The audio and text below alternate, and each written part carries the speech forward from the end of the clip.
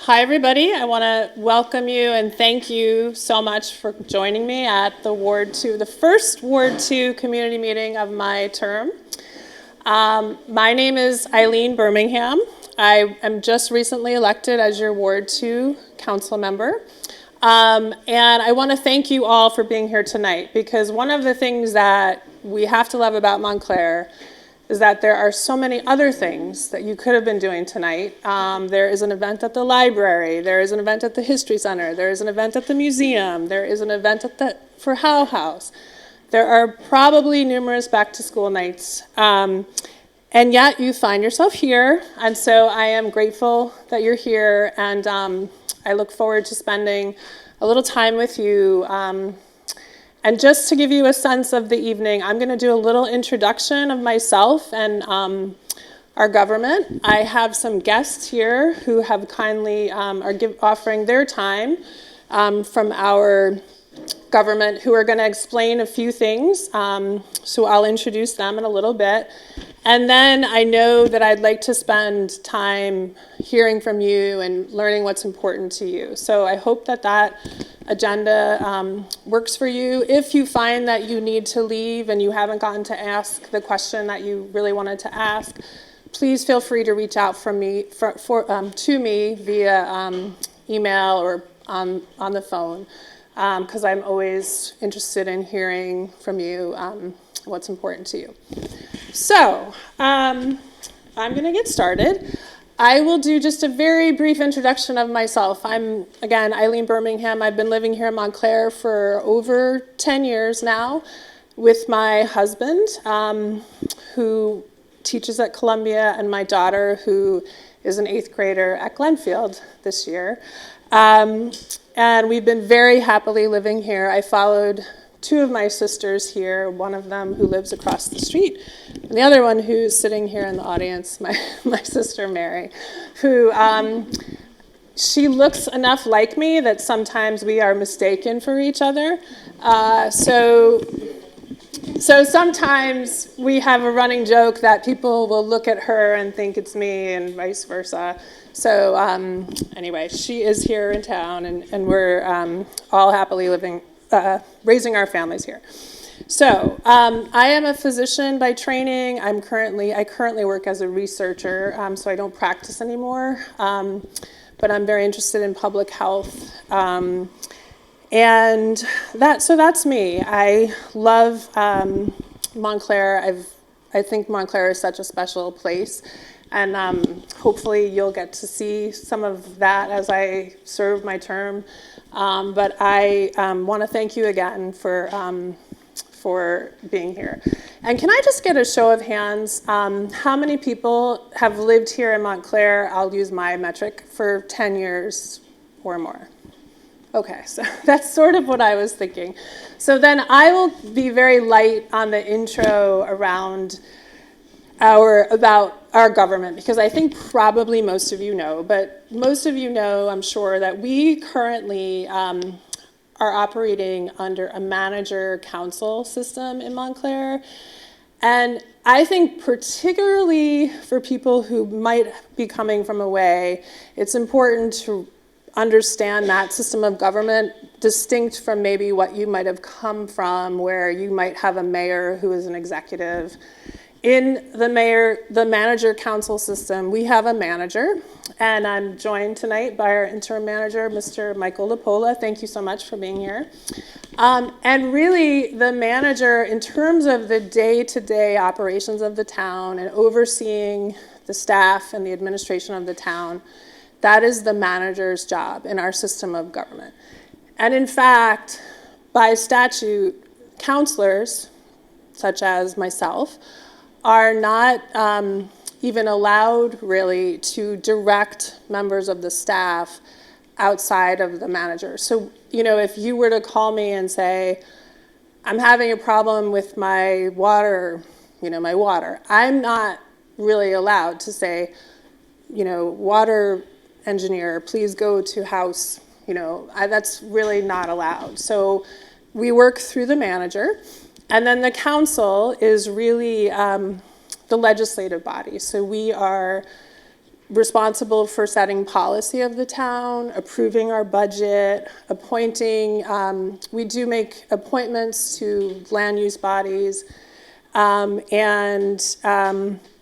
so those are fun, and we do appoint the town clerk, the town attorney, and the town manager. So those are our 3 staff who are under our responsibility.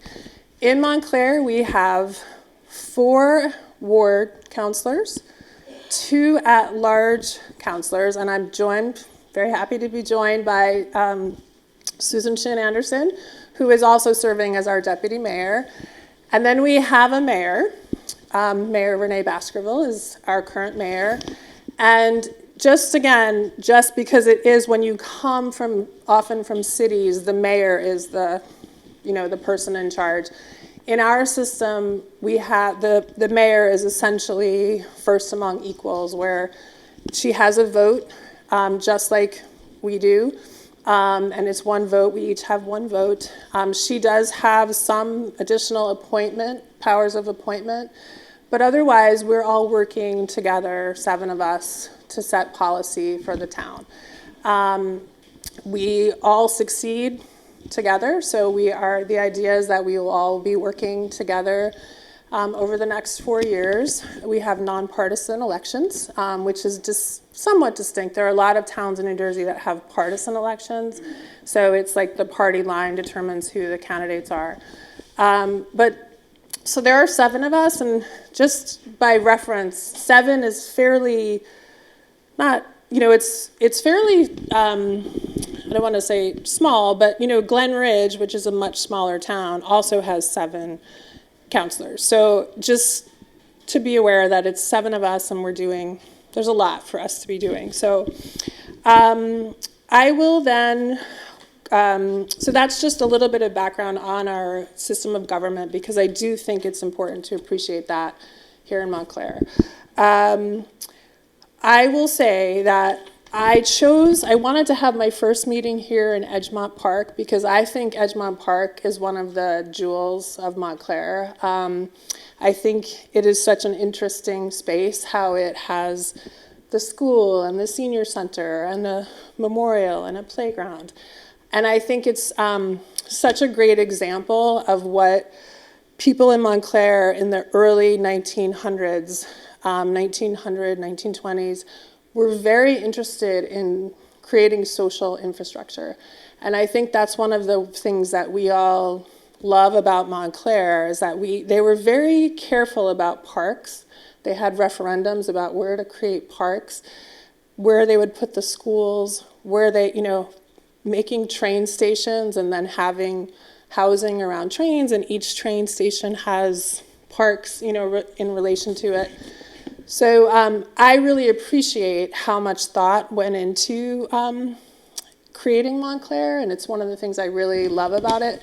And next year, in fact, 2025, will be the 100th anniversary of laying the cornerstone for the World War I Memorial, which is really like an iconic site here in Montclair, the big memorial.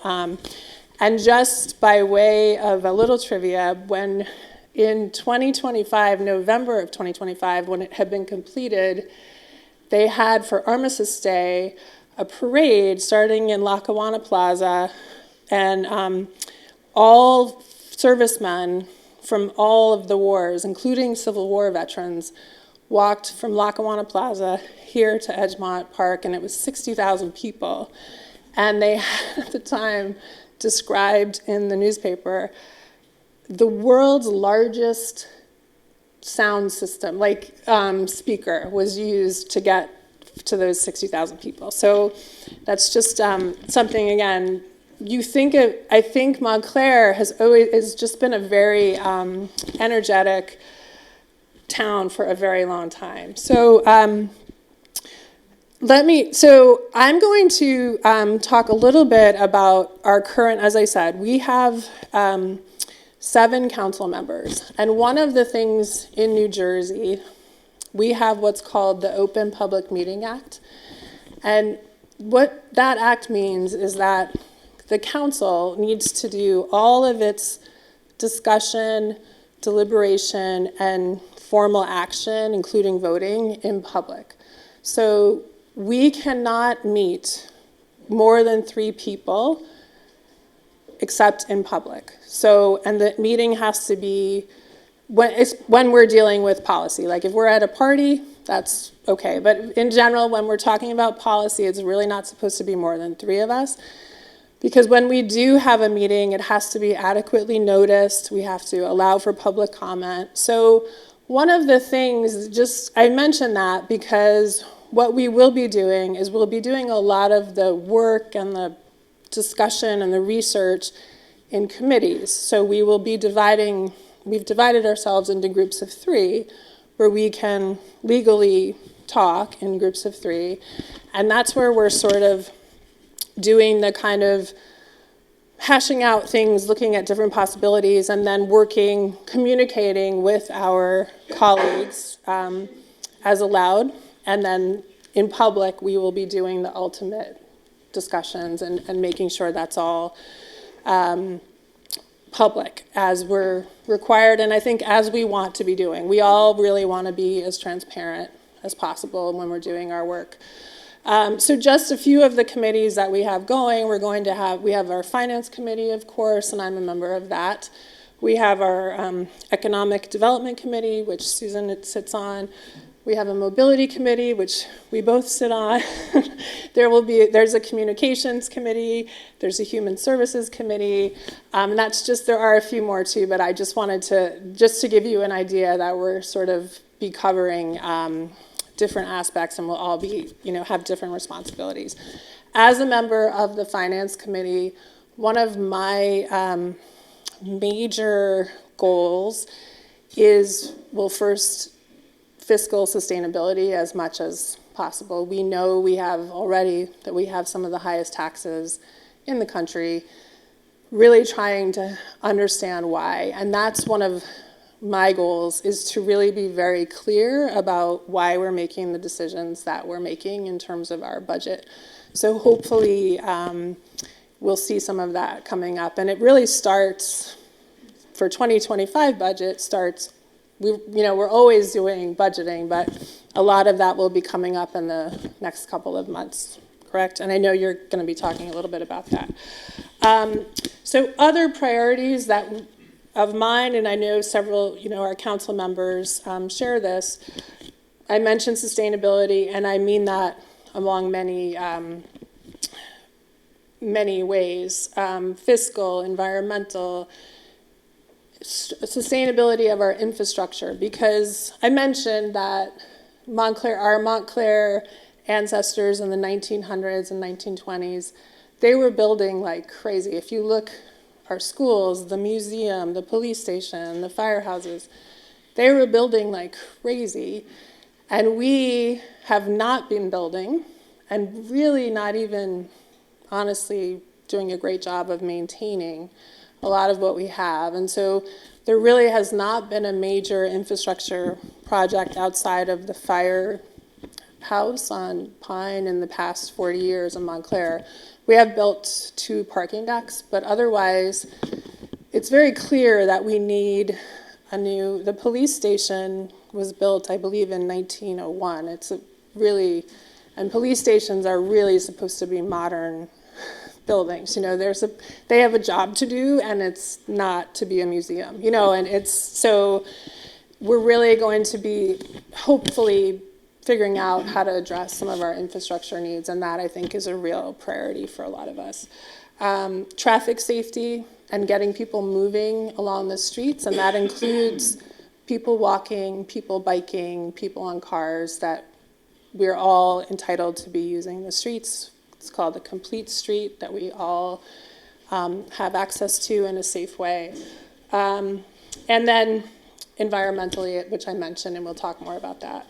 So as I said, I think we're going to, I will be back talking, but I think what I'm going to do right now, I mentioned that it's really the manager and his staff that run Montclair on a day-to-day basis. So I am very pleased and happy that we have Norma Tassi here, who will be going through just a little bit about who to call and why if you have things going on. She's also going to talk a little bit about Vision Zero, which is our traffic safety program here going on. And then Mr. Lapola will be talking, Michael Lapola will be talking about our budget a little bit. So I'm going to turn it over. I'm sorry? Lisa. Yes, and then Lisa, where is she? In the back there. She's our environmental sustainability coordinator, and she's going to talk a little bit about some of the initiatives going on here in Montclair, some of the exciting things. And then I'll be back. And I'm so very hot. But thank you, Norma. Thank you, Councilor Birmingham. Thank you. Good evening, everyone. My name, like Councilor Birmingham said, is Norma Tassi. I joined the township in March of this year as the Director of Administration, Code Enforcement, and Environmental Affairs. I've been living here my whole life, and I just am thrilled with the ability to give something back to the town that's done a great job of educating me, helping me raise my son. I really love and appreciate this town, and the ability to now be a member of the team that provides the services is a thrill. So what I want to talk to you about, thank you very much, Rick, yeah, please. So what we're going to talk about is who you should call if you have what kind of problem. And the first is a housing issue. There are several different departments in 205 Claremont Ave that can weigh in on a problem like this. The building, or a need rather. The building department is who you would call if you need a permit for renovations, inside or outside additions, anything with your heating, ventilation, and air conditioning, anything with your water heater, that kind of repair or expansion requires a permit that you would obtain through the building department. Cosmetic changes like painting don't require a permit. The planning department is for land use issues, site plans, zoning changes, that sort of thing. So if you're looking to develop a property from scratch, and maybe it was a this and now you want it to be a that, the planning department is who you would see there, and they would review your site plan, and they would let you know if any zoning changes were necessary. In terms of code enforcement, those are the people that you call if you notice somewhere either a business or a residence with a maintenance issue. And we're talking about people with exposed construction material or unkept lawn, or you suspect a property is vacant. Code enforcement is who you would call in that case. The Section 8, I just put it there because it's just part of the housing amalgam, and Section 8 is what's known formally as the Housing Choice Voucher Program. We opened the list, the waiting list in June. It closed in 5 minutes, and that is income eligible, federally subsidized housing within the community. Thank you. The next, thank you, Rick. The next is a noise complaint. After hours or one-off complaints should go to the police. So if you have noise, a loud party, that kind of a thing, that's a one-off, and it would go to the police. Regular, consistent, bothersome noise, like a restaurant with a band or a generator that you're hearing all the time, that kind of a matter would go to the health department. The health department then gets in touch with the Essex Regional Health Commission. The township itself does not have properly trained professionals who can measure to see if the noise is above the acceptable decibel level. So it's the Essex Regional Health Commission who does that. The next one is a challenge with vermin. And to be honest, vermin is rats, and nobody likes that. As a growing town with a vibrant restaurant scene, pests are a little bit expected, but the health department is who you would call if it has to do with an establishment, an eating establishment. So if you notice, you see or you see actual vermin or evidence of vermin, you would call the health department. Code enforcement is if you see vermin on private property. The code infraction with vermin usually has to do with people who have chicken coops. And a lot of times, because the food is on the ground and it's not finished, it attracts vermin. So there are codes that can be enforced with regard to the keeping of chicken coops that can have an influence on vermin. A parking concern, who should we call if we have a parking concern? The parking utility. So the parking utility enforces parking rules set by the governing body, overnight permits for guests and construction vehicles. So if you have somebody at your house who's doing an all-day job, in areas with 2 to 4 hour parking, you also need a permit. And you can get that through the parking utility. At this point, I believe you can still buy the hang tags at 205 Claremont, but that is going to go away effective December 31st. So on January 1st, the parking permit process will only be available online. When parking becomes a safety issue, like a blocked driveway or the person is on your lawn or something like this, that's a matter for the police department. And we'll go next. Sorry. A question about the park. So, like Eileen, this park holds a lot of sentimental value for me. When I was a kid, this park house was used as just one room, and I took arts and crafts classes here.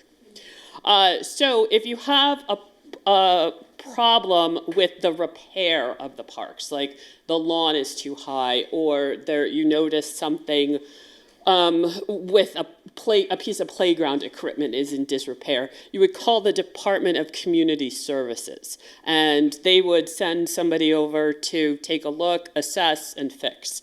If you want to use the park for a program, there's so many great things that Montclair offers. Now's the time that flag football and cheerleading goes on, but the parks are constantly being used. 3 of the parks have pools. If you have a question or you want to participate in one of those programs, the Office of Recreation and Cultural Affairs would be the call that you make. Next. And as Councilor Birmingham said, meetings run under the OPMA rules, and public information is governed by OPRA. That's the Open Public Records Act. If there is a record, like you want to see any number of things, one of the very common things is if you're buying a home to see if all the permits are closed on any construction that was done.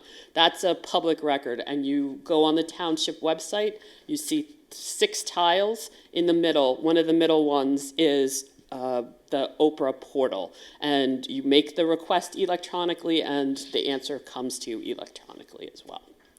And I think that's the end of, is that the end of these? Yes.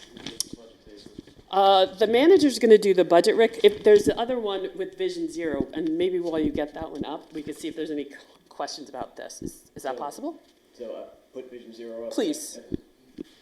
While Rick is doing that, can I answer any questions about what I shared? You mentioned with regard to the rat that is around chicken coops.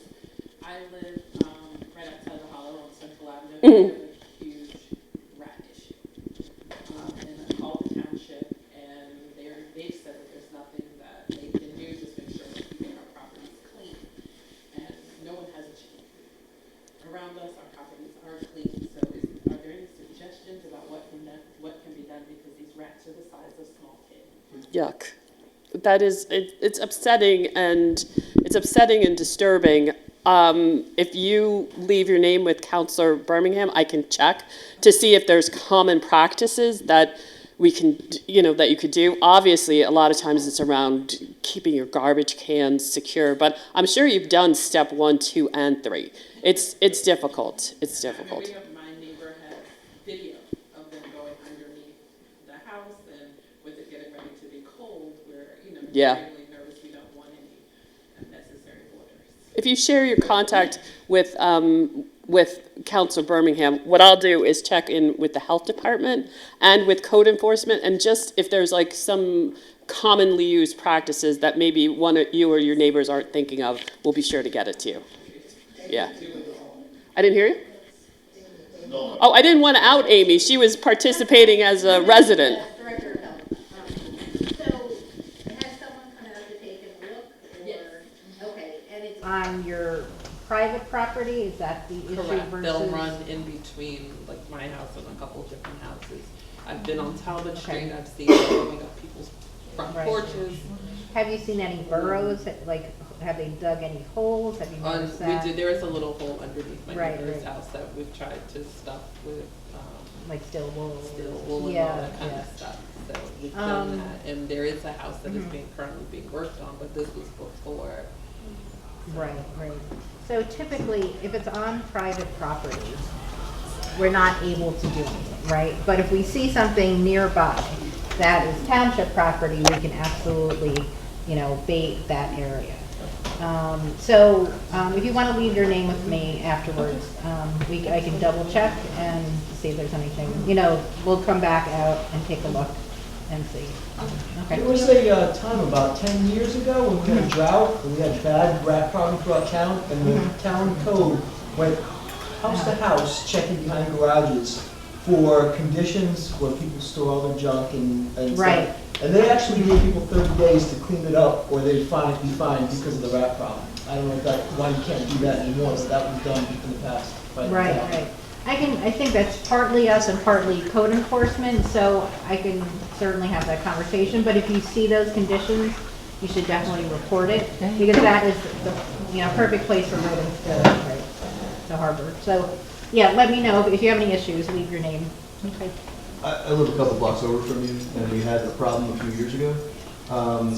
If you want to talk afterward, because we had somebody come in who brought like 2 ratter dogs, and they went around, actually didn't find any, even though apparently there'd been a problem, but if there is abundant, as you say, then the dogs are going to go to town. And I can put you in touch, or try to put you in touch with the person on the block who kind of set the whole thing up. Oh, that'd be helpful. Sure. Thank you. I can suggest looking for water sources, because they need water to drink, looking to see if anybody has compost bins that can be eaten in, because that's a source of food, and also dog poo, because they like to eat it. So, if there's dogs that are pooing in yards, It is what it is. Any other questions on any of the who to call for what purpose? All right, so let's go on to Vision Zero. So Vision Zero was established in, I believe, May of 2023. And it is a large body of both citizens and people who work for the township. And let's go to the next slide, and you will see the vision and the goals. Similar to New York City, the goal is to eliminate traffic deaths. And we've had an unacceptable number, and the only acceptable number is 0. The Councilor Birmingham mentioned complete streets and the ethic that the streets are for everyone. All users should have access to the roads, no matter what mode they're using for mobility, bike, mobility device, walking, or cars. Our system, our culture, prioritizes cars. And as we've grown and grown and grown again as a community, the amount of cars and the behavior of drivers has really deteriorated or had an impact on a lot of people's quality of life. And that's where this task force came from, and, returning to some sense of safety is where we hope to return to. I have a question about that. Sure. So, I live on Essex Avenue, across from Woodman Field. And there are scooters, there are electric bikes. People don't have helmets. They don't follow any traffic rules. I don't understand. And actually, I reached out with a letter, and I was told that we have this Vision Zero group monitoring, doing an investigation, but none of that makes sense to me. In what way? You have electric bikes that are going 30, Yeah, 40 miles an hour anywhere they want to go, on the sidewalks, right? Actually, they're on the fields. The fields that have artificial turf, the kids ride them on the fields. Nobody has a helmet. I mean, this is a no-brainer to me, Yeah. but completely unregulated. And I'm not sure where we are in terms of that type of regulation. When the task force was born, it took into account different modes of transportation, but the electric bikes, or the kind of the mopeds, almost like what people are using a lot for deliveries, their prevalence has just increased. And yes, but their prevalence for whatever use has increased, even as the task force has been doing its work. So the codes or laws or rules that undergird that type of vehicle, it's something that we have to integrate into our thinking. Is it a police matter? The police can only enforce codes that are on the books. So I have to say that I'm not sure what those are. I bring it up, and I won't go on and on, but when I was younger, we loved this kind of stuff. Mm-hmm. We weren't allowed to ride on the streets with it. You just weren't allowed to do it. The police would stop you, and they'd confiscate it. So now, people are free to ride any type of vehicle they want with no regulation whatsoever. I hear you. Anyway, okay, thank you. No, just to add on to that, actually on Church Street quite a bit is the main hub in Montclair in general. You notice that number of bike shops, Diamond Cycle, which I've been a customer for many years, as well as various other different ones, are carrying more and dynamic electric bikes. Some go faster than others, some for different reasons because of the way that they're built. They can only sustain so much speed. As a matter of fact, I actually thought about putting an electric motor on my already made bike, but however though, just as the gentleman said, there isn't a standard regulation based upon town code. Now, in terms of the actual manufacturers, yes, in terms of how they would regulate, but the thing is, there's no communication, not only on a town level, but let alone a state level when it comes to that. So realistically speaking, and this should actually probably be a communication between the town and the state in a lot of ways, because the issue is that it's becoming more and more popular, and yes, and I could be, again, one of those people where even when we were younger, we were just like, yeah, we don't need a helmet, blah, blah, blah. But because, again, we live in a state where helmet requirements are actually kind of regulated already. It's just like no different from people smoking vapes. Like, it was the same thing where, like, you could smoke a vape in a bar, but then all of a sudden, eventually, it had to be considered like cigarette smoking. So that is so basically the moral of the story is there needs to be a communication between all towns and the state, because that's also going to have to be taken a look at, because unfortunately there have been incidences on highways where kids, whether they are delivering or whether they just want to joyride, getting run over, particularly around the Newark area. So that is also needs to be taken into consideration. Just my humble opinion. Well, I'm glad both of the residents brought that up, and I think as the task force continues to meet, discuss, recommend, that has to be taken into consideration. At least a communication factor. Yes, yes. And you mentioned Diamond Cycle. I wonder if Councilor Birmingham knows, she's a trivia person, Diamond Cycle is the oldest retailer in Montclair.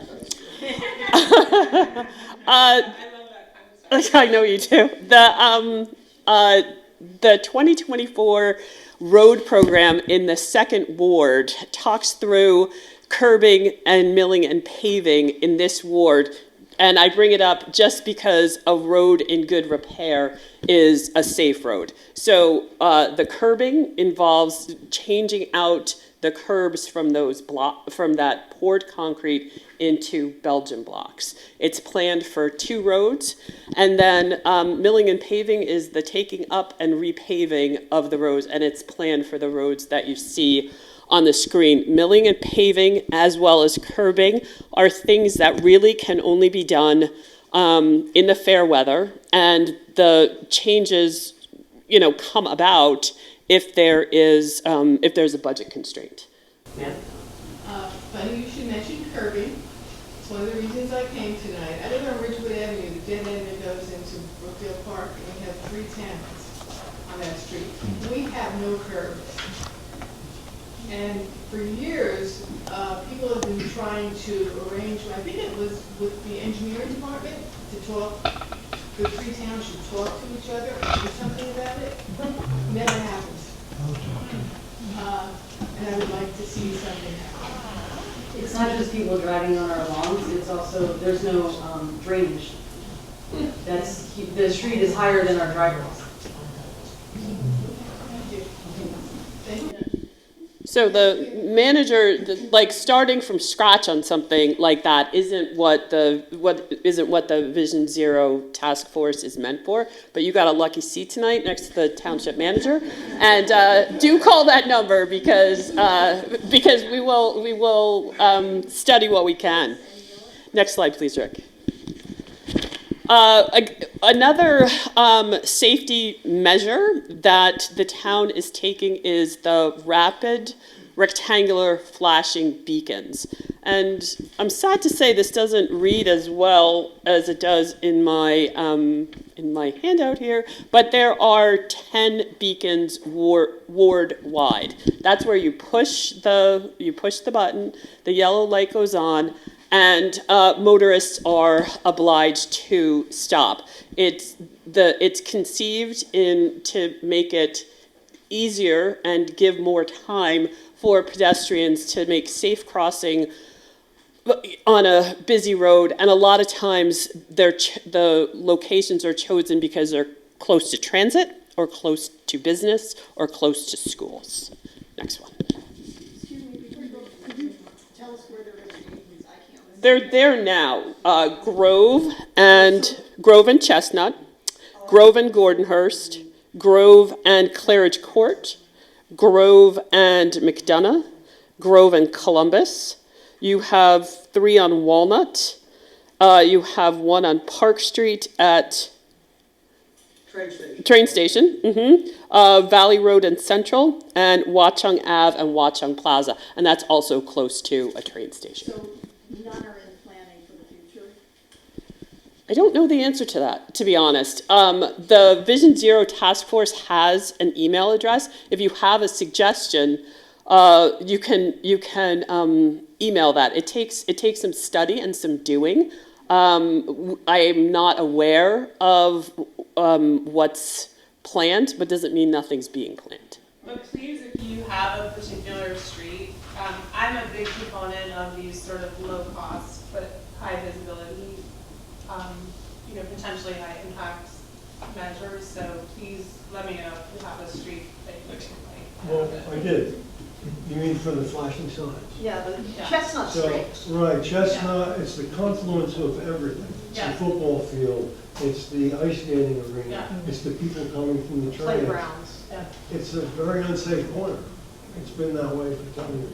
Chestnut and Essex, or where are you talking? Yes. Essex and Chestnut, yes. yeah, Essex and Chestnut. Yeah, that's a great idea. Just ask a question about the flashers. I live on Valley Road, And one of the things that scares the heck out of me is the people who stop for someone crossing and the people who try to pass them on the right. And So that's the next, it's good that you brought that up, and I don't have it in my presentation. Though Glen Ridge has done, and Montclair is going to do, on a few of those corners, close to schools, so maybe not the one that you're talking about. Those things are called ballards, I believe, and they will protect the pedestrian in the walk. Not everyone has them. Seems like they're related to the flashing lights. They are, so yes, yes. They are, and Glen Ridge also has RRFBs, so they're around them as well. Yep. Because one of the principles of traffic safety is the best intervention is an engineering intervention. So it's not like, don't tell people not to go around people on the right, make it impossible for them to go around people on the right. And that happened to me on Watchung Plaza. I was stopped at the crosswalk and someone tried to go around me. And it's one of those things you can't believe someone's doing that. But that's where bollards, I think we're starting in those pilots, and then we'll see we'll probably be adding more as needed. Again, and that's as budget and weather allow as well. Traffic studies are, the public is the best, is well positioned, I should say, to communicate their concerns.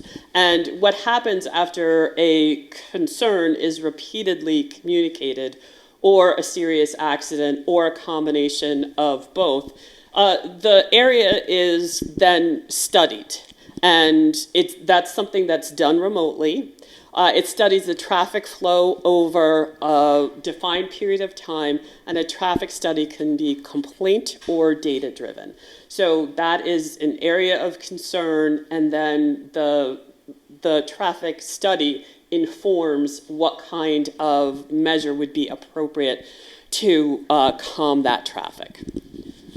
Can I ask a question on that? Yeah. How is it done remotely? There's a thing on the ground and a camera. The thing you drive over will tell how many people are coming through that area or something? It tells how many people are coming to the area, how far over the speed limit, and then it accumulates both of those things, and it gives data on how many enforceable infractions happened in a certain period of time. Are you guys working with Bike Montclair? Bike and Walk Montclair, as well as New Jersey Bike and Walk Coalition, are part of the Vision Zero Task Force. Awesome. Next slide, last slide. The last council did approve 20-mile-an-hour speed limits in all of the school zones. Now the underlying ordinances for enforcement are in place, and 50 new signs have been ordered. So the expectation, I haven't driven around, but the expectation is that right now at the beginning of schools, all the school signs that are necessary to alert drivers of a 20-mile-an-hour speed limit are in place.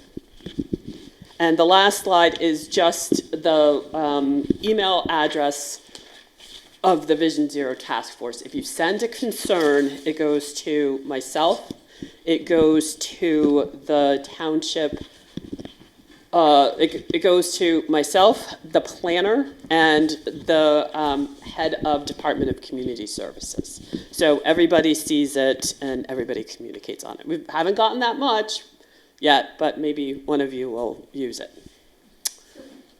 One of the observations I've had around town, and I don't know if anyone else has experienced this, but I feel like I have to pull halfway into the intersection, past the turn, to see oncoming traffic. It's a combination of overgrown shrubs, cars that are parked too close to the crosswalk, Is Vision Zero addressing any of that, or who addresses? What I do know is that a lot of the shrubbery does make it difficult. A lot of it is on private property, and it's not a code enforcement violation if it doesn't come over onto the sidewalk. So there's, a lot of, yes, a lot of times it's hard to weigh in terms of enforcement on something like that. The parking is enforced by the parking utility. If somebody is parked unsafely, give them a call.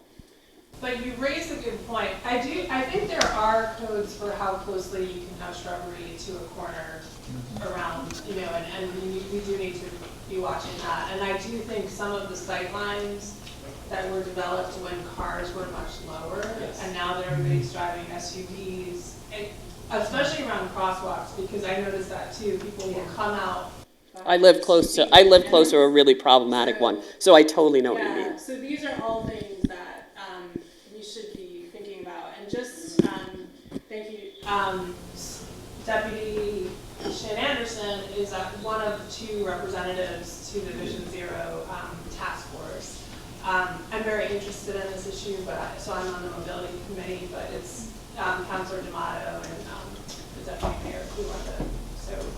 And the issue that you're talking about, it seems to be brought up in other areas. Yeah. It's in all areas. Yes, yeah. So I'm on Midland, and as you get closer to the high school, someone, I'm assuming the parking authority took the time, which was great, to mark off where people can't park, like how close. And they only extended it so far down the street. But as it happens, as you continue on south on Midland, is that we're in an area that has overnight parking with permit allowed. And so there's actually a similar problem to what's going on at the high school. Is the parking utility we should talk about continuing to throw those stripes on?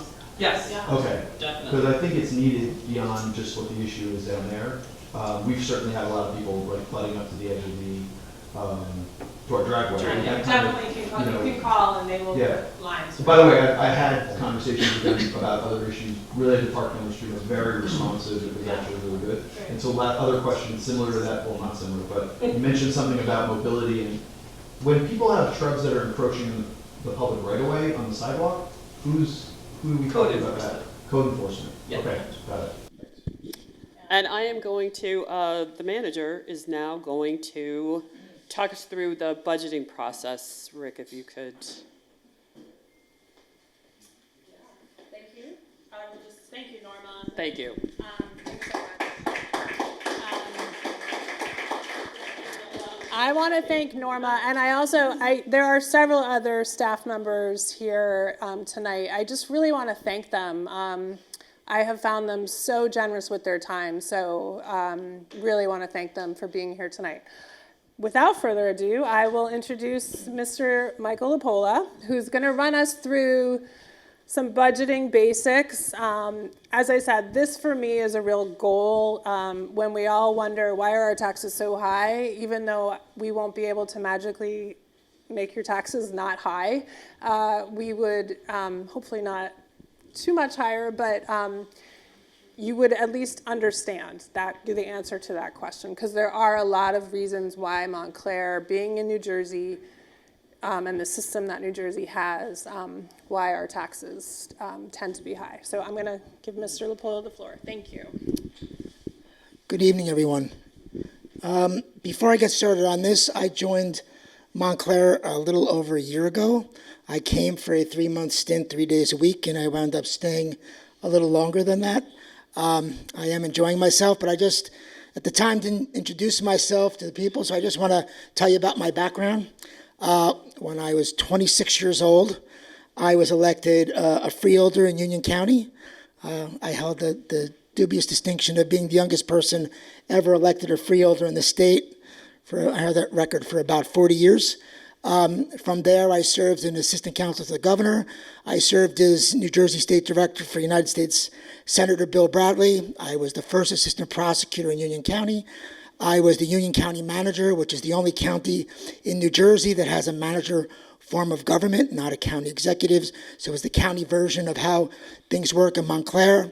I left there to become the executive director of the New Jersey Turnpike Authority, merging the Turnpike Authority and the Highway Authority, and being in charge of both the Turnpike and the Parkway. I was in charge of Easy Pass, alternate tolling, Express Easy Pass, and all those things. I left government and spent a dozen years working for a infrastructure investment fund based in Madrid that builds private toll roads, ports, marinas, and airports. I, as fate would have it, ran into my friend Joe Hartnett, who I hadn't seen, I think, in 20 years at a diner in Point Pleasant Beach, who I gave my business card. He called me a few months later and said, I had this part-time gig in Montclair. Do you want the job? And I said, no, I'm retired. And then he asked me a couple of more times. I owed him a favor, and I said yes. He said, I'll be fine, 3 months. I'll be consulting there. And unfortunately, the day before I started, Joe passed away. So I came to Montclair temporarily. I'm here, and I have to tell you, it has been quite an interesting experience. I'm just going to go over some basics on the budget. I'll throw in some information as we go along. I can even try to answer some other questions that people had, or at least give some context about how the decision-making process works. Okay? I have to make you laugh. So Rick here, for 6 months, I call this poor man Rob, but he was so polite because I was the boss, he wouldn't correct me. So finally, after 6 months, somebody said to me, why are you calling him by the wrong name? And he never corrected me. And he goes, well, my real name is Frederick. Just not to be confused, I call him Fred now. And this way, he knows exactly who I'm talking to. So the way the budgeting process works in under this form of government, we were ready to start our internal discussions with all of our departments about the budget for next year. It's basically, we start off with a wish list of what we need in terms of personnel, operating money, new projects, et cetera, et cetera. Under the law, come November, there will be a public meeting. Last year when I was here, we did it. It was broadcast live in the course of the day, where each department head was able to present their budget, what they were looking for, what they'd like to see. Unfortunately, we always have to disappoint because we can't afford to do what everyone wants to do, but it is a great process in terms of some new ideas that come out, ways to save money, and just get a true sense of how these departments work. For example, and I said this at the last meeting I was at, the recreation department, which puts on between parades and events and pools and kids and ski trips and everything imaginable, has 4 full-time employees. The planning department, which is 3 people, didn't have a full-time secretary until this year. And the volume of people who pass through that office on a daily basis about how do I put an addition on, this done, that done, and they come in, they ask questions when they start during the process, architects and everyone else. It's just amazing at the volume of work that they do. So once we go through this whole process, we adopt a temporary budget at the beginning of the year, which is, according to statute, I think it's 20 or 25% of what it was, the tax levy was the year before.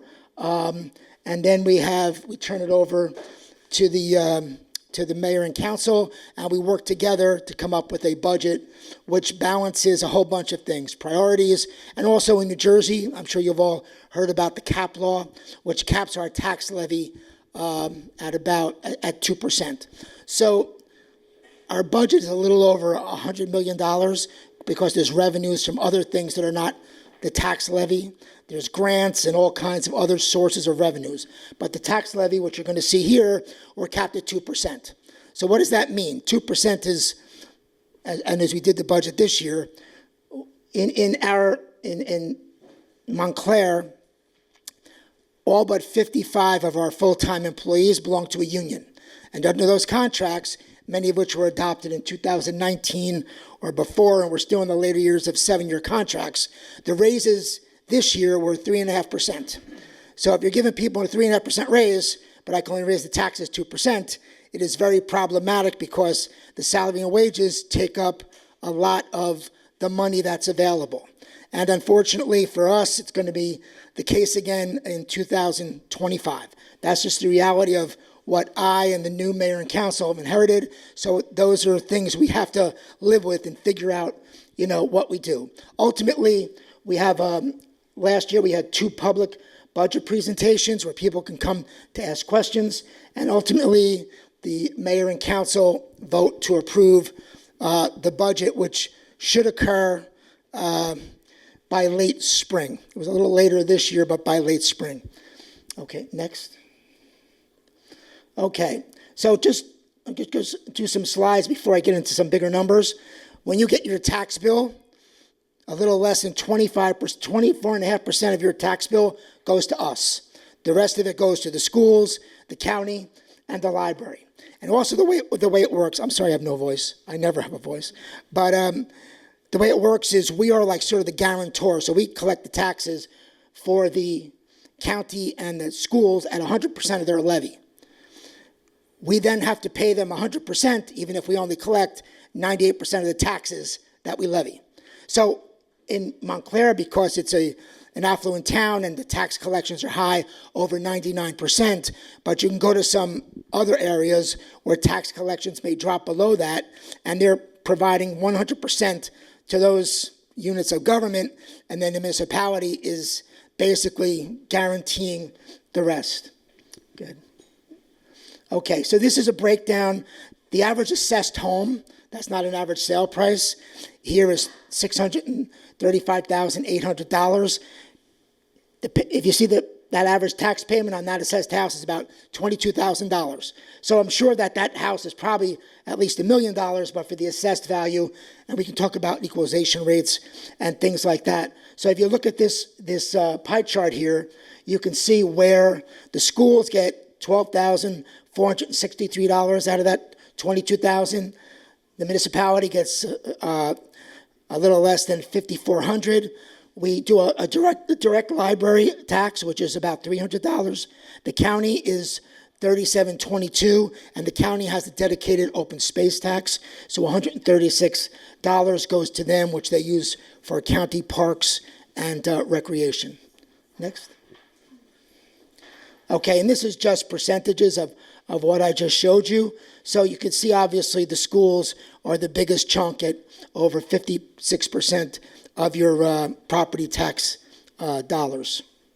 Mike, how does this compare with other townships in the state or Essex County and other states? Where I live in Union County, I live in Cranford, and their school portion, their county portion is a little bigger, their school portion a little bigger, the municipal portion is a little bit smaller, but it's pretty much in line.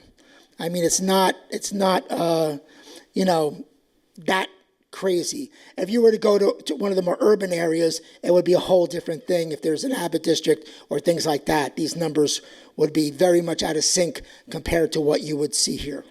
Yeah, so, and, oh God. When I moved here 20 years ago, it was 16% county, 16% municipality, and 66% school. I was gonna say the same thing, the municipality has grown while the other two have gone down since I've been here.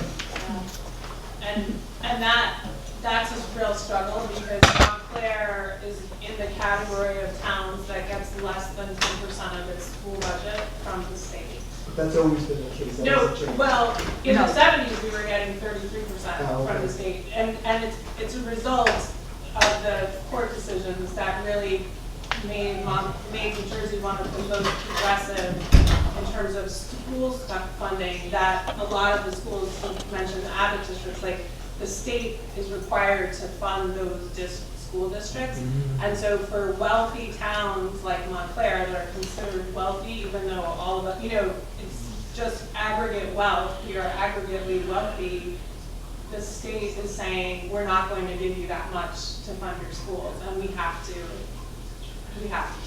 And it hasn't changed.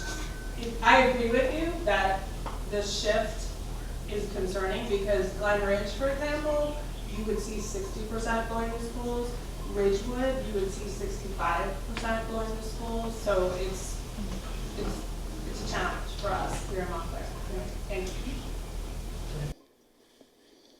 Okay, this was our overall budget size.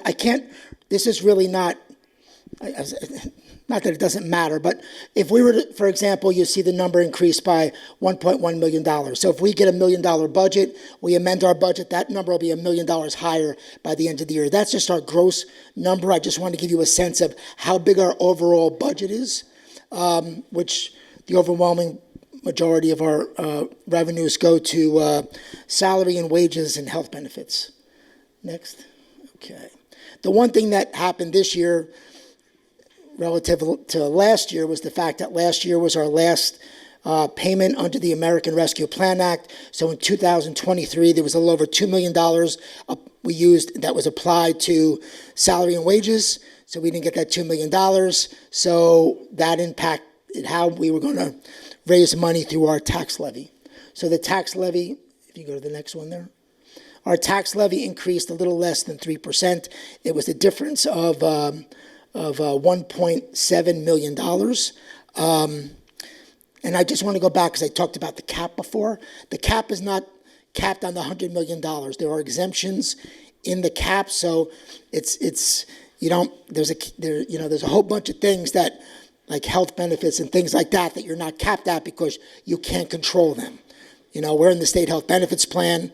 That's a whole other conversation about our health benefits costs are going to go up, I think, 16% next year. So I just wanted to give you a sense of that differential. Unfortunately, we didn't get that $2 million, which would have resulted in basically a flat increase in our tax levy. Go ahead. Okay, so I thought I would leave it short, answer some of your questions. I just wanted to talk a little bit about some things that I've noticed here in the past year in terms of, it's not Vision Zero, but it's basically traffic safety, et cetera, et cetera. We have, I would say since I've been here, at least 25 intersections that have been studied by the police, whether or not we need a light, a flashing light, a stop sign, all of those things. We are deluged with those requests, many of them extraordinarily expensive. A light can cost upward of $1 million to install. So we are trying to do our best to prioritize and evaluate what is truly dangerous. I know that sometimes people are very frustrated if there was an accident and they said we have to do something, but in reality, we have a finite amount of resources and we have to prioritize where we're going to spend the money on those major improvements. The beauty of Vision Zero is they encourage a lot of soft activities, whether it's multicolored painted lines and things to not distract, but get drivers' attentions to slow down. We have all of municipal roads are at 25%. County roads, we just are adopting ordinances to reduce on, I forget which, Valley, reducing it to 25. We still have a few county roads, Grove and maybe one or two others where the county, it's case-by-case basis, and there's some places they have told us they're not going to reduce the speed limit. And I think it's maybe because they go from town to town, et cetera, and they can't, if they do a blanket thing for us, they have to do a blanket for any other municipality in Essex that comes through. So we are doing our best to accommodate everybody. We are, and I give the people who live here credit, I would say my office gets anywhere between 5 and 25 calls or visits a day with people with issues. And we do our best to, and that doesn't even count all of you who go to your counselor and say, I need help with this. You send Counselor Birmingham an email. She in turn sends it to me. I send it to the department or Norma, and we try to track these things and get them done as quickly as possible. Today was just fortuitous in another part of town about someone saying we needed more handicapped parking in a parking lot. They happened to be striping it that day, and we were able to add 3 or 4 more handicapped parking places there. And I think the person who made the request yesterday was like shocked. And they should not think that it's that easy. But it's very, we try our best to accommodate everybody. I know another big issue we've been talking about in town is flooding. And we are, looking to approach that. Unfortunately, those are issues in the course of my career. I'll tell you a story, and I might get in trouble for telling it, but the Rollway River Flood Control Commission that I was on, I think back in the 80s, And the Rollway River is something you don't really hear about, but it starts somewhere up here. It goes through this area, it goes to the reservation. And where I live in Cranford in 1999, the flooding was 12 feet high. We were rescuing people at their second floor windows. That's how bad it was. It was breathtaking how bad it was. That's the same river now that flooded Millburn a couple of years ago, because things have developed and it's backing up. My point is that the only way to deal with a lot of these flooding issues it has to be coordinated. The good news or the bad news is, you have to work together with multiple municipalities, et cetera. Then when the solution comes, people are not happy because they don't want the solution to be in their backyard or across their lawn or in their neighborhood or affecting their park. So normally what would happen is we would go to our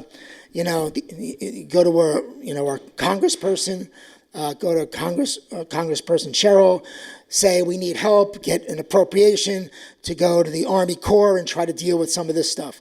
We are having conversations now with Bloomfield and with Glen Ridge on Tony's Brook, trying to address some of the flooding caused there, because just a preliminary look by some of our engineers is back in the 70s when they put these concrete encasements to control the flooding, it was a lot less water.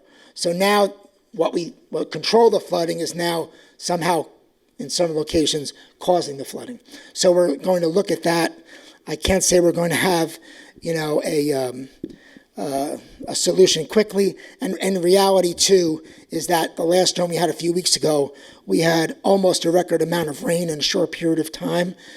There's nothing we can do to stop that. You know what I mean? I mean, that's climate change or whatever, but we can't, we check our sewers, we check our lines, everything's clear, but if the volume of water is that high, we can't, we're going to do a GSI system of all of our things, our locations where we have, and I'll get to you in a second, where we have some of our pipes are different sizes. They could be 12-inch, 16-inch, 24-inch, and maybe in those locations we can make them consistent so that things are not backing up. But we are taking a look at that.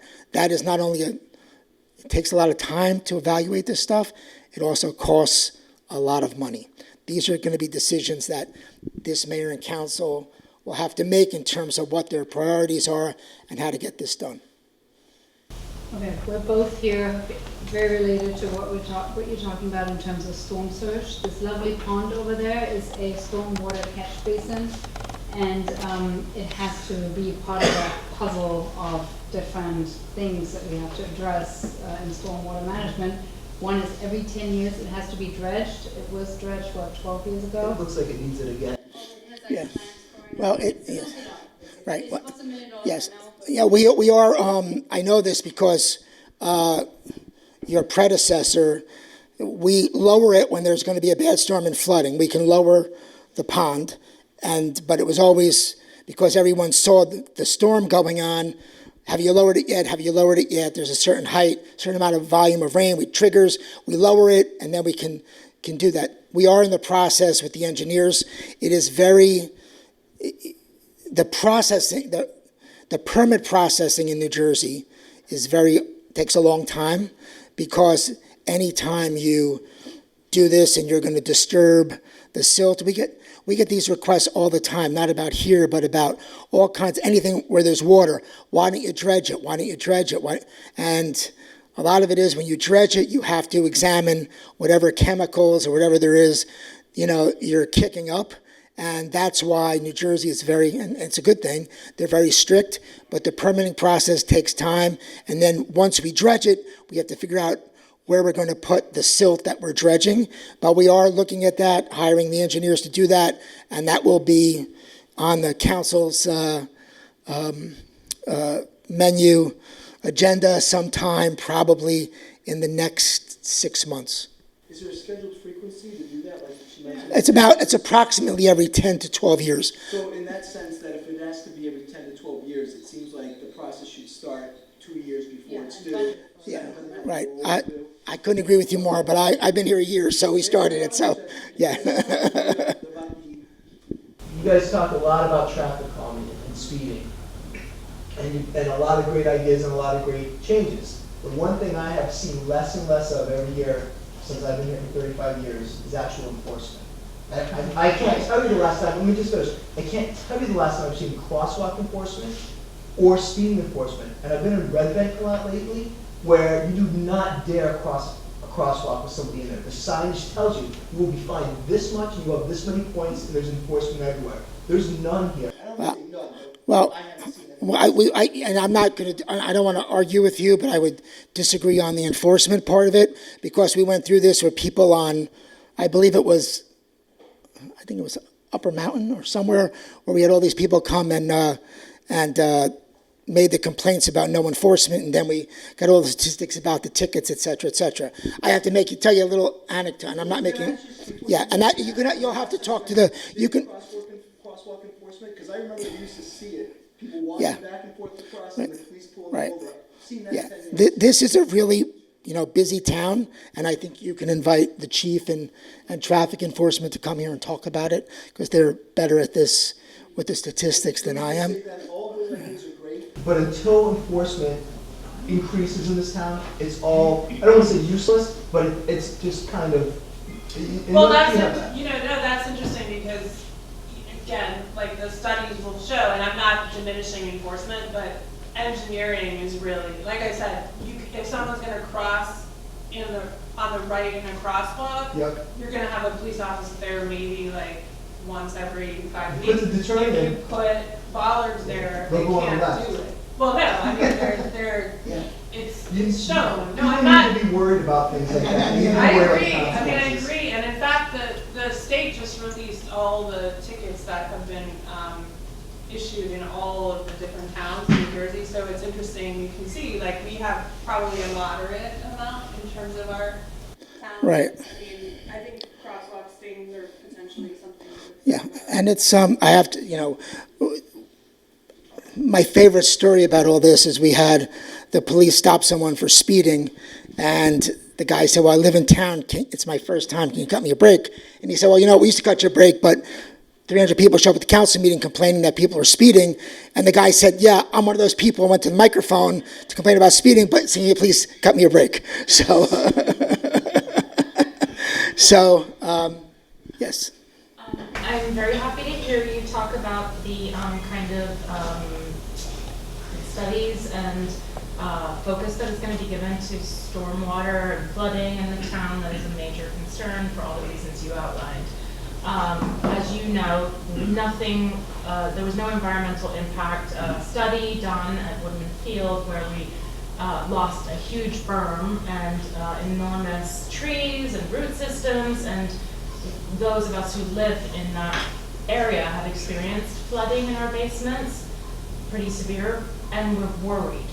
And so since that lack of process has left us feeling even more worried, is it possible to get those engineers to also look at that area, because the topography has changed dramatically, and the artificial turf is impervious surface, and I'm not aware of detention tanks having been installed there, or anything to mitigate what might become tragic consequences of a big storm. I can't speak to the tanks at Woodman. I can tell you that we're going to take a comprehensive look at the entire township and prioritize where the issues are and what we can fix. And I think that's, there's no predisposed list of locations about where we're going to do this, because we're going to map out the whole system and then see where we can do things that are not, there's certain areas, because it's an area, it could be an issue that goes through 3 or 5 or 10 municipalities, but in those areas where we can solve the problem, we're going to do our best to solve the problem. Yeah, because there was no oversight over the planning for the stormwater there. There was only the engineer that the DOE hired, so the planning board and the zoning board didn't get a chance to look at that area, and that's like an acre of impervious surface with 0 stormwater planning. Thank you. My understanding, to your point, is that the start now is of stormwater mapping, is that Yes, that project is exactly. on to figure out where all the water is going, and that is supposed to be coming before council soon. With regard to the budget and the challenges we face, are you investigating shared services? Can you talk about that? Well, shared services are always a difficult subject because some things where there are shared services, it's pretty simple. It's basically a shared service is someone is paying you for a service. We have been going through this whole thing where your counselor, I think, stays awake at night with water issues in Glen Ridge. And, you know, it's kind of difficult. In my experience and all of those things, it's very difficult to come up with a shared service where whether it's fair or perceived as fair, and how you make sure it's fair over the course of a lifetime. I think a lot of the shared services that we've inherited in terms of water wheeling, water services, and other things with some towns literally were decided by people back in the 1920s, and it just got updated over time, but it was never designed in a fair and equitable manner as to who's picking up the cost. So we have to make sure that it's fair. We are looking at some of the smaller things. One of the things that I mentioned before is I'd love to see is that, you know, in Union County, they have done and I think they're doing in Western Essex, but a shared police and fire dispatch system, because it's not only the cost, it's so hard in dispatch to get people trained and get them to stay. It's a tough job. You're working nights and shifts, and it's constant turnover, and we have to have police backing them up in case somebody doesn't show up, and to have a shared state-of-the-art system would save us a lot of money. So we're starting those conversations with some towns to see if we can get that done. We're also looking at some of these flooding issues and maybe some of our code enforcement where people can pay us to do those things. But, you know,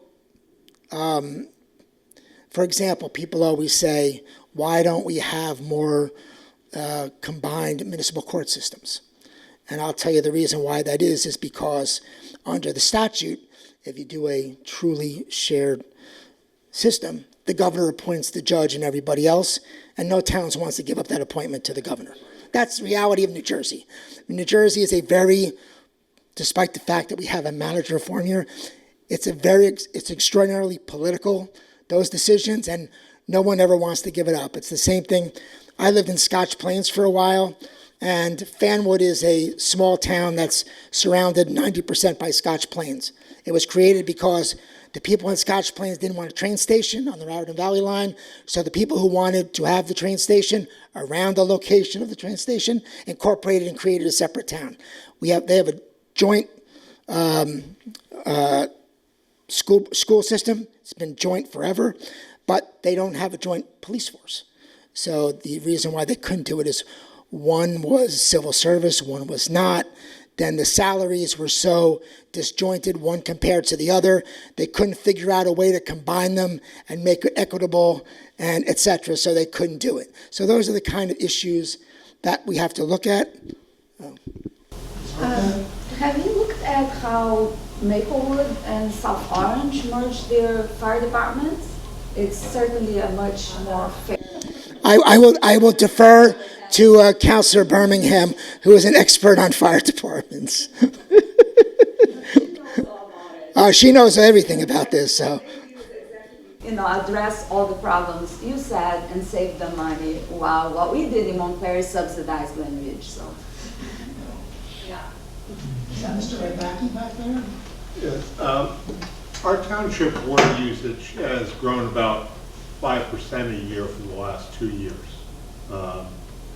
And we have enough capacity, but from a cost point of view, from an infrastructure point of view, we also bill our sewer rates based on first quarter usage instead of averaging out over the year. Is there any way that we can change that to reflect the truth? I guess the theoretical answer is yes. That's the system that we've had in place. I can tell you that we are going to change the sewer appeal process because it's a very poorly written ordinance, and it basically says every year you can come in and appeal, and we have people who come in every year to get a $450 credit when they really haven't had to prove anything. But I guess there is a way to change that, but this was done as a fairly efficient way, as an analysis, but we can bring that before the mayor and council if that's something that they want to consider. Just a comment, I'm looking at it more from a reduction in demand, to drive down to encourage conservation instead of billing residents more necessarily. How can we drive down our usage from an environmental standpoint? Instead of low flush toilets and showers and things like that. Right. Maybe a little more incentive. Thank you. What's the update on the Watchung Plaza? I know it's a county thing, but the update on the traffic? We are in their queue, and I thought it was this fall that it was supposed to start, but I'll have to check on that. They've done a lot of the work, and I was supposed to meet with Commissioner Gill Monday, but and I was going to ask him exactly that question, but he had to reschedule. So I am keeping track of that, because that will be a big change in that area. If you stop by a local coffee shop around 7:30, you can get in on the betting pool. Yes.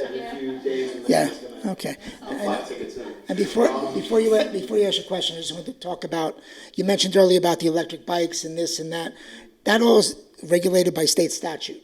It's a big issue. And for example, the big thing now, I don't know if it's in Montclair, but it's in a lot of other places, are these GEM cars. GEM is the manufacturer. They're glorified golf carts that people, if you go to the shore especially, it seems they're all over the place. They're not allowed on state highways. They're not allowed on certain, on any roads where the speed limit is above 25 miles an hour, but they can cross them. So it's a big mess in other places because, where I have a place down the shore and there's a bunch of people go to a country club a couple of miles away in their pink and green outfits, and they come out and they've had too much to drink and they're going down the middle of Route 34, 35 in a car that's going 25 miles an hour until the cops pull them over. So it is something you see more and more of. It's the same thing about these electric things that are getting faster and faster, but the state has to regulate them. And just to let you know, that's almost every state, so trust me, Jersey's in pretty good, or if you want to call it good company on that, but nonetheless, you were talking about a little bit earlier about crossways, about how certain sections may need a stop sign, may need a light, or depending on, and I get it, it has to be communicated from one department to the other, where pretty much, sometimes, not all the time, but sometimes goes nowhere. There's a section, I'm pretty sure many of you are familiar with Claremont and Midland, where there are 2 stop signs, and then on the additional parts of the crossway, there are none, mainly just for the stream of traffic, or just mainly because maybe not as much traffic, but just to give testimony, there are a lot of bikers because there's a lot of different track and biking around that area. In particular, there was a number of times where I found, even right by the school, right in middle school and high school over here, there's a lot of kids going up that way, and you will see that literally there are blind spots, and kids, or particularly bikers, skaters, whatever we want to throw out there, are vulnerable in those points. So my question is a matter of, I don't know how many we have of those crossways. We only have 2 stop signs. Is it a main concern on the council that there should be more 4-way regulated crosswalks, more so than, let's say, like West Orange or places like that, where basically there are mainly more 4-way cross streets than, let's say, maybe here in Montclair? Well, I would suggest that at one of your future meetings, you have the police department and traffic enforcement come and explain on those things. I personally, and I'm not a traffic engineer, so my opinion really doesn't matter. I'm not a big fan of 4-way stops because I always think that people don't know what to do when they get there, and but that being said, we have a lot of them in town and they seem to work. People like them, but I would suggest you have them here because there's a whole criteria they use. They do a study about, they'll do, you'll see it looks like, a wire across the street counting how many vehicles, they call them treadles, and this and that, and then they could do a study about, we have people come to meetings that'll swear everyone goes down their street going 45 miles an hour, when in reality, the average speed is maybe less than what the speed limit is, but it's a perception thing. So they have the data to go over, and they can explain to you how they reach their conclusions as to where they think something needs to be done and where they think something doesn't need to be done. You want, Ellie, answer everyone's questions? Anyone else? I have a question. One of the things, I've lived here a long time, just like the gentleman ahead of me, and one of the things that continues to come up is the long-term planning view is never there. And that goes financially. The schools are a perfect example. It should never have gotten that far. And the infrastructure is another. And so what are we doing to improve the long-term view so that we don't encounter these problems 15 years from now? I'll answer part of that and then turn it over to the counselor. And this is just my observation from someone who's done this a long time.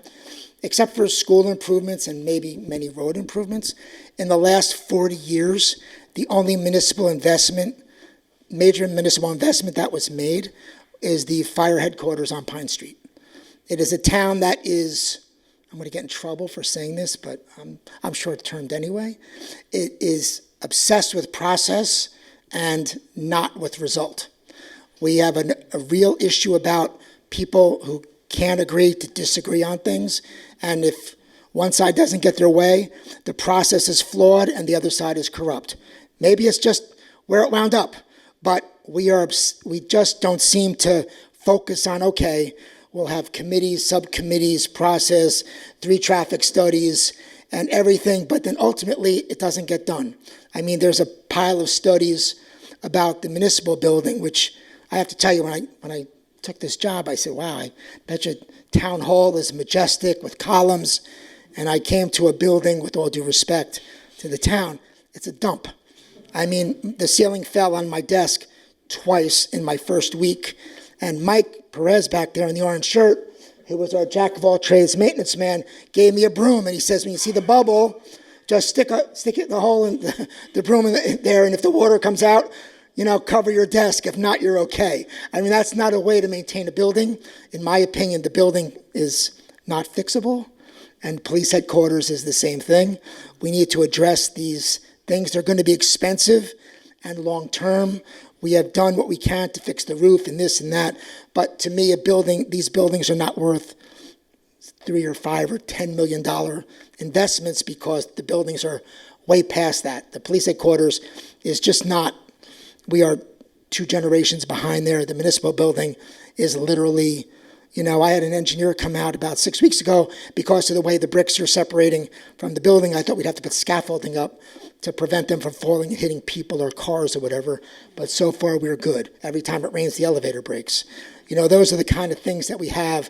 If you ever go to the presentation of the 2 counselors at large, their presentation was actually pictures of what the buildings are like, and they're not good. But I will turn the planning part over to that discussion to the counselor about going forward, what you would like to see done, as you mentioned in the beginning of your remarks. Before you answer, I just have a question. Because you have so much experience, what have you seen over your tenure when you've been in places like this to move us forward? What suggestions would you give to get us to this next? Well, I think what has to happen is you have to have, you have to have the elected officials willing to make tough decisions, because ultimately they have to spend the money to do it. I think you have to hire the professionals. The process takes a long time. If we're going to build, we've talked about a new combination municipal complex police headquarters. You have to do a process to hire top-notch architects and engineers just to get to the point of presenting to you your options, and then you design the building. This building is going to cost, under current, I'm not, it's going to be at least $50 million, probably more. These buildings are expensive. And if you go to other towns around to see what they've built, and I know a bunch of the councilors are going from town to town to see what that's like, but that's what, you have to be done. But I do think that it really has to be, the goal is to do it, and not everybody, it is, my only advice is don't make the perfect the enemy of the good. And you have to have that mentality that perhaps it's not going to be what everyone wants or a location. I mean, historically, and I know the councilor is the best at doing this, there's a reason why we have multiple pools as opposed to one complex, was because in the course of years, no one could agree about where one complex would go. It's that, why should I walk there and why should I drive if you can walk there? That's not a reason to decide. So we have multiple, we'll call them mediocre, but if you compare it to go to some other towns other than Westville, my children were raised there, they have a gorgeous complex that everyone goes to. It's a smaller town, granted, but people go, and that's what you do. But we can't accommodate everything everyone wants, and we have to make those decisions. They're tough decisions, but it's got to be the goal to get it done. We obsess a lot on process, and and I understand process and transparency are important, but you don't go out and get more studies when you don't agree on what the result of the study is. So those are my opinion. I don't know if that helps. And Ms. Horta, and I'm going to turn it back over to the councilor. Cranford, and I thought it was great because Cranford has a challenge that's similar to Montclair. We have about 85% of our taxes come from residents. In Cranford, it's about 83%. So I went and looked at Cranford's personnel budget, and it's a little over 24 million. I standardized that by population. So if Cranford had the same population of Montclair, proportionally, their personnel cost will be a little over 41 million, while Montclair's is 67 million. That is 62% of Montclair's. So I wonder how the next manager and council could make Montclair's personnel costs more similar to Cranford's, so that by saving those 38%, we'll be able to afford to upgrade our capital. I'm going to say this out. I'm going to say this out loud, and I'm going to say this out loud, and I get in trouble for it, but I say it everywhere I go. Our police and fire contracts are extraordinarily generous. There's reasons for that. For example, they don't pay into Social Security, their pensions are higher, et cetera, et cetera. That being said, we do pay our uniformed personnel very well, and they earn all of their money, but it isn't a very expensive thing. You know what I mean? We have multiple firehouses, we have all of these things that people, like, but we have to have a choice to say, well, we can close this, and those decisions are tough in and of themselves, but those are tough decisions that you have to make. We are now in negotiations. We just started negotiating with the PBA. That's the first contract that's coming up in the next series of contracts. We have some next year, and we'll see, what happens here. And the reality of this is, and you were here at the last one I did of these, New Jersey is a very, and I am a pro-labor person, but it's a pro-labor state with a very pro-labor governor, legislature, courts, and case law. So the notion that you can go in and do something dramatic, immediate is not going to happen. Can you do things to slow the growth over time? Yes, and that's, for example, the police department has had a lot of turnover. So we're now a lot of people up high, and now we have a bigger group at much lower salaries. So you'll see the salary and wage numbers. I'm not going to argue this point. The salary and wage numbers flat or a little lower than the year before. We have health care costs. So we provide benefits statutorily. Our employees, based on their salary, contribute to that. We are in the state health benefits plan, which is going to see a 16% increase for next year. I just received information from our consultants, which I forwarded. We tried shopping we use our loss ratios, went to Aetna and a few other places, and no one would even give us a price based on our experience. They said they couldn't do it for better than the number's going to be with the 16% increase. So we're in a tough spot right there. We're going to look for ways that they're doing in other places, perhaps to try to get those costs down. But right now, those are some of the tough decisions that we're going to have to deal with. Thank you very much.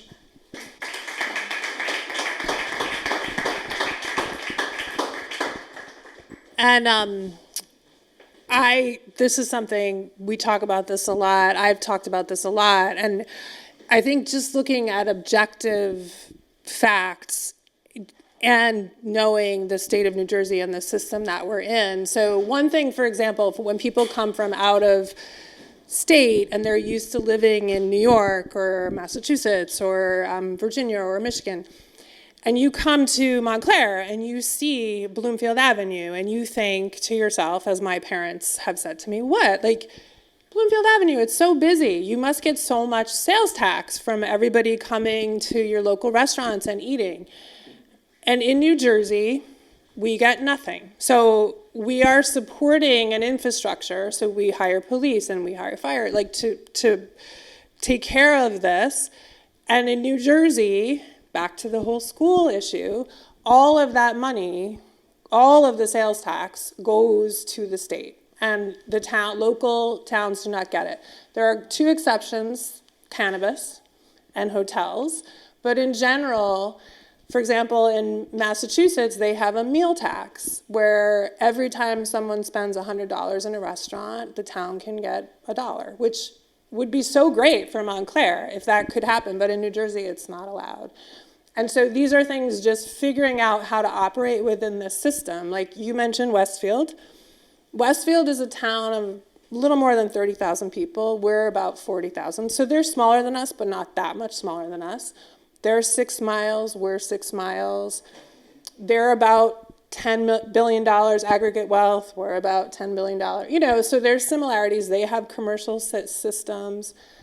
Their municipal tax contribution is about 19%. They give a lot of money to the county because they're wealthy that they're in, and they give a lot of money to their schools. They have, and this is just an example, again, this is just fact. Until last year, they had 36 firefighters. Here in Montclair, as of 2019, our goal was to have 90 firefighters. Now, firefighters and police officers, it's just a fact. They are the most expensive part of your staffing. But when you look at our data, what's happened, the rate of fires has just gone down. Again, that's fact. We have in Montclair, we are going to more fires outside of Montclair than inside Montclair. And so we just have to start considering fire response has become regionalized. So there's mutual aid. You know, we go to Cedar Grove, we go to Verona, we go to West Orange when there are fires. But the individual towns are bearing very different costs for that system. So if there is an actual fire, it makes very much sense that all available fire trucks within a 5-mile radius should get there as fast as they can. And then you have other fire trucks covering the areas that, you know, where that makes complete sense. And that is what is actually happening. But in Cedar Grove, they have 16-year-olds in their fire department, and they have high school students filling that role.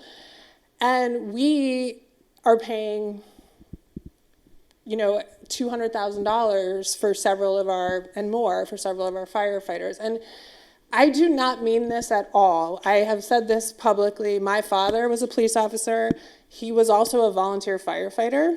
And in 1973, he won Firefighter of the Year, volunteer in Rockland County, which is right over the New Jersey border, because he ran into a burning house, scooped up a woman who was elderly, couldn't get out, and ran out, and the ceiling collapsed as he was leaving. I believe very strongly we pay firefighters, and I'm happy to pay them. But the reality is They don't believe that in Verona, and they don't believe that in the Caldwells. And we are competing with them for other things. So when it comes to a French teacher, they have money for that French teacher. And when it comes to a fire, guess who goes to that fire? Montclair firefighters.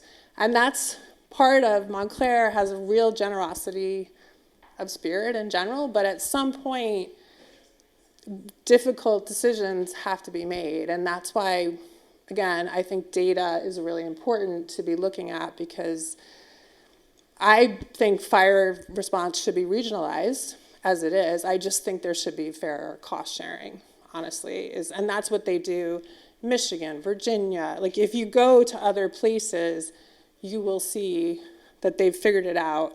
Whereas here, we have this shared service thing, and Glen Ridge, and I've talked about this a lot, but Glen Ridge is paying us less than they were 30 years ago for fire service. And fire is like an insurance policy, because you don't, none of us, most of us probably haven't ever had to, had a fire in our house. Similarly with Glen Ridge, but we're paying a lot more than they are. And that's where, particularly sectors that are very staff heavy, you have to be very careful to arrange the agreements to have fair cost sharing, because as Mr. Lapola just said, the salaries go up. The health insurance is very unpredictable, because it's 17% this year. Last year it was 7%. In 2022 it was 23%. So it's gone up. And so you have to build in fairness to keep up with, what our staffing costs are expensive. And what Mariana mentioned is Maplewood has done that. Princeton has a new fire department, and so they're building it kind of it's just from 2020 that they're started to pay career firefighters, and they get money from the university to do that. But they have, and they've had a volunteer department, and Princeton is quite big and has a lot more commercial property than Montclair does, but they have 8 professional firefighters.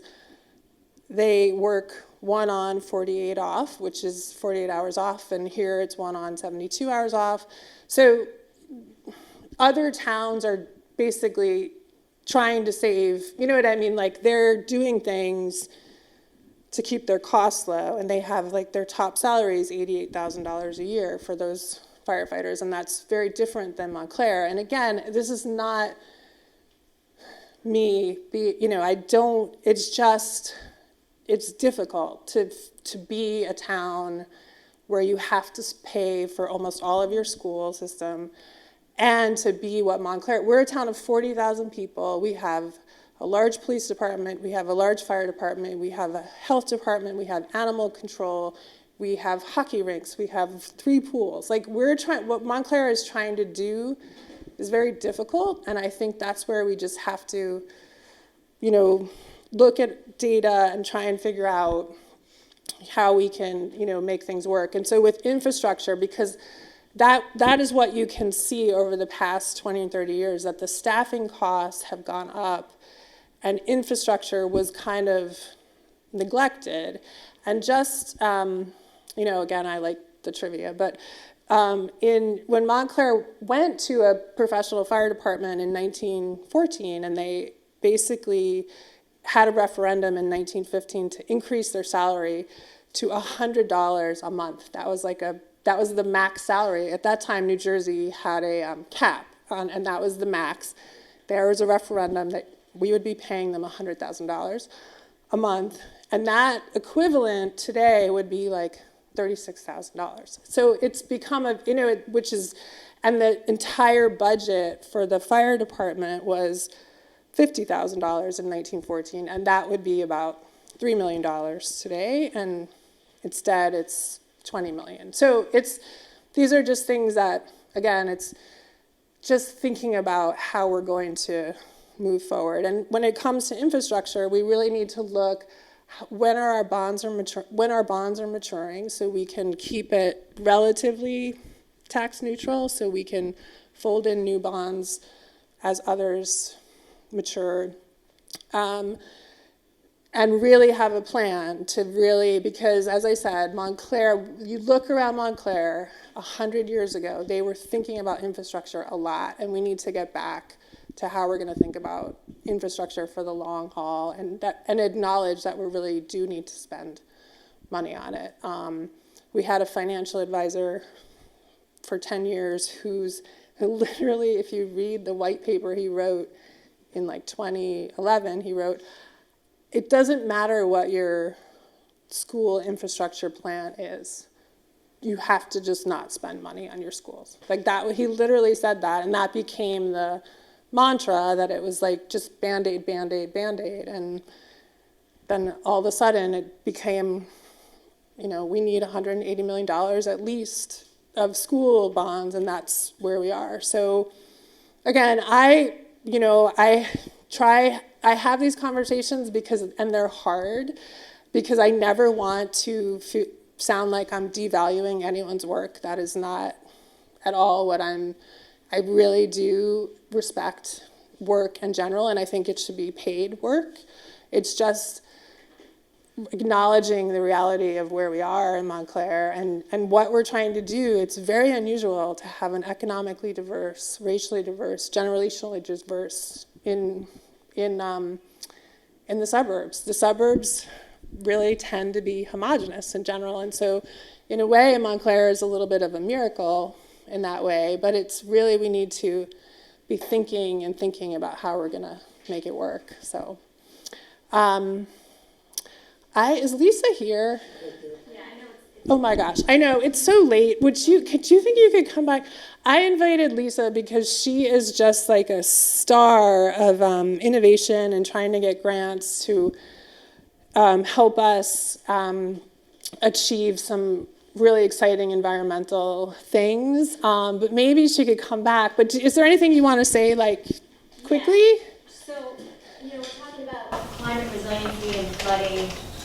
We do have a survey, so we did get a technical assistance grant with the DEP. We're working with Colliers Engineering, and we're doing a resiliency study and a resiliency plan. So if you go to my page on the municipal website, just put in Office of Sustainability, you can find a link to the survey, and it asks questions about, how prepared are you for the next storm, or what environmental threats is Montclair experiencing, and it's not even a 10-minute survey. So with that information, we're going to be able to create a resiliency plan and identify areas and needs and populations in need.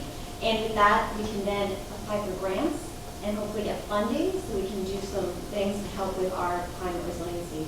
So I had like a couple things I'll talk about. I'll do it next time. This has been a wonderful meeting. Everybody's been so engaging, so it's been great. So if I had one ask, that's the one thing. Just go to the Office of Sustainability, to the page, go to the link where you have the survey, take the survey, and it'll help us all out. And that's it. Thank you so much. And thank you again for being here. And so I know we're coming up on 9 o'clock, and I could talk, Mr. LaPola knows this, I could go on and on, but but I want to be respectful of everyone's time. So I'm happy to answer questions, comments. I am hoping, my laptop broke this week, so to this question, again, was asked, how do we compare to other towns? I do think that's a worthwhile exercise in some ways. Montclair is very special and it's unique, so it can't be, we can't make direct comparisons always, but I do think there is some value in looking at how other towns, make things work or get things done. And yeah, so are there any other questions or anything else? And I'm always available. Anything that we forgot to say, or just one thing, most people know this, but I always like to the Montclair Ambulance Unit is not part of the township government. They bill insurance, but they also need donations. So they are very busy. They do a lot of, there's lots of things going on, that need their attention. And so I always want to encourage people to support them. And then there's so many great nonprofits around town that are doing really important work. So, but I see did you have a question? Yeah, just a quick question. I just wanted to know if there's any governance around vacation rentals in our ward or just in Montclair in general, or potentially caps, just some concern of possibilities of transient. Like Airbnbs, yeah, okay. I don't believe that we have those on the books as of now, but that is something I know a lot of communities are at least thinking about them and looking at. So I think the answer is no for right now, but it is something that we could. Yeah, I think it should be something that should be strongly considered. I've noticed an increase in amount, at least. I live between Walnut and Chestnut, so I've noticed that there are more properties that have been having these vacation rental, and it's just in and out, yes, yeah. So it just takes away from the cohesion of the neighborhood and the community, and it's utilizing these services that we're all paying for. Yeah. But only one person's benefiting. Yes, we'll have to take a look. Yeah, just to add on to that, and again, a lot of people are forgetting that we're getting the soccer cup next year at MetLife. So you also have to understand that there's going to be a large international gathering that are going to be looking for various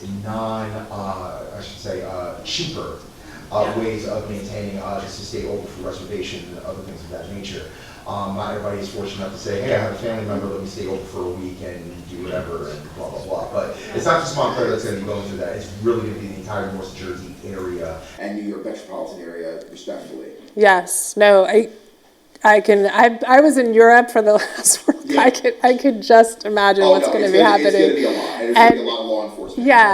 Yeah, there's going to be a lot, and that's where, again, when we talk about regionalization, that there really should be countywide plans or even statewide plans to deal, because it's very hard for one town to be managing it, and it's very difficult. So yeah. So thank you, everybody. I'm around if you have questions, and then